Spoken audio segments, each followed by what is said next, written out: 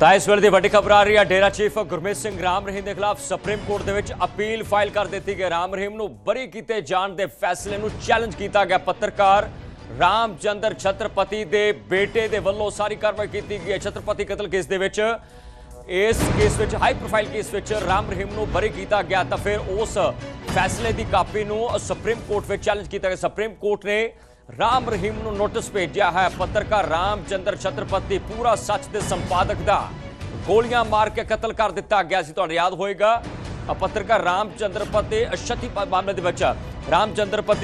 ਦੇ ਵਿੱਚ ਇੱਕ ਸਿੱਧੇ ਤੌਰ ਤੇ ਜਿਹੜੀ ਹੈ ਉਹ ਸਵਾਲ ਸੀ ਕਿ ਡੇਰਾ ਚੀਫ ਨੂੰ ਬਰੀ ਕੀਤਾ ਗਿਆ, ਪਰ ਹੁਣ ਉਸ ਫੈਸਲੇ ਨੂੰ ਅਗਲੇਰੀ ਕੋਰਟ ਵਿੱਚ ਯਾਨੀ ਕਿ ਸਿਖਰਲੀ ਅਦਾਲਤ ਵਿੱਚ ਚੈਲੰਜ ਕਰ ਦਿੱਤਾ ਗਿਆ ਹੈ।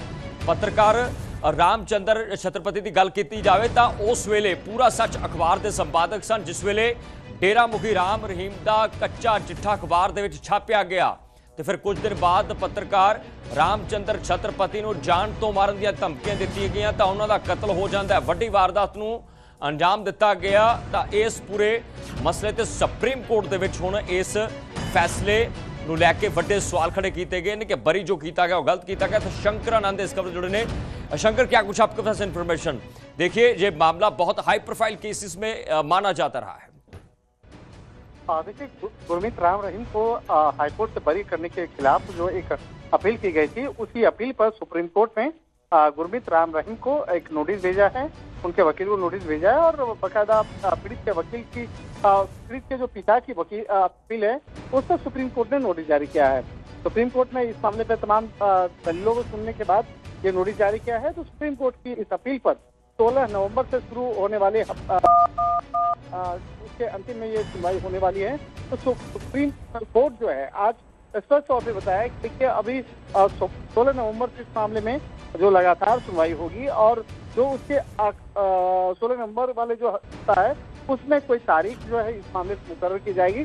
तो आज सुप्रीम कोर्ट में chief justice of India justice Suryakant, justice जयमाला बागची और जस्टिस बी मोहना की बेंच जो है की सुनवाई कर रही थी।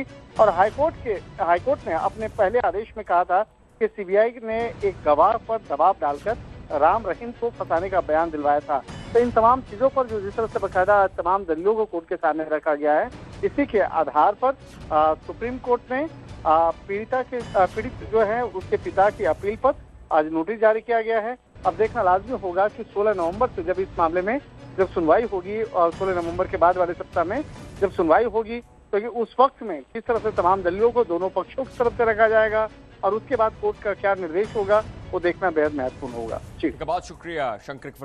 रामचंद्र छतरपति कतल केस दे विच बरी डेरा चीफ राम रहीम नूं हाईकोर्ट ने किया, तो उस फैसले हुण सुप्रीम कोर्ट दे विच चैलेंज किया गया, यानी कि उस जजमेंट नूं चैलेंज किया गया कि राम रहीम नूं गलत तरीके दे नाल जो बरी किया गया। हालांकि कई रिमार्क होंगे तो इस मामले से और नोटिस जो है डेरा चीफ राम रहीम नूं होया और राम रहीम वाले पासों कौन अपील होएगा अगलेरी सुनवाई विच की कुछ खास होगा, क्योंकि लोअर कोर्ट का फैसला हाई कोर्ट का फैसला सुप्रीम कोर्ट कोई फैसला जे हाई कोर्ट पलट सकता है, कोई वड्डी गल नहीं है। इस तो पहला भी बहुत वड्डे केसिस जिहड़े है वो स्पैशल कोर्ट के हाई कोर्ट ने पलटिया। इस तरीके नाल होया कि रामचंद्र छतरपति बहुत हाई प्रोफाइल केस सी, 7वीं यौन शोषण मामले दे विच किस तरीके की इन्फॉर्मेशन पत्रकार रामचंद्र छतरपति के कोल लगी, उस तो बाद उसने पूरा सच अखबार दे विच उस सच नूं बयान करने की कोशिश की तो फिर उस सिद्धांत दीआं धज्जियां उड़ाईयां गईयां, उस संपादक का कतल कर दिता गया, गोलियां मारियां गईयां, किवें हथियार रिकवर होए, कितना कैलीबर सी, किस दे नाम रजिस्टर सी, सारा कुछ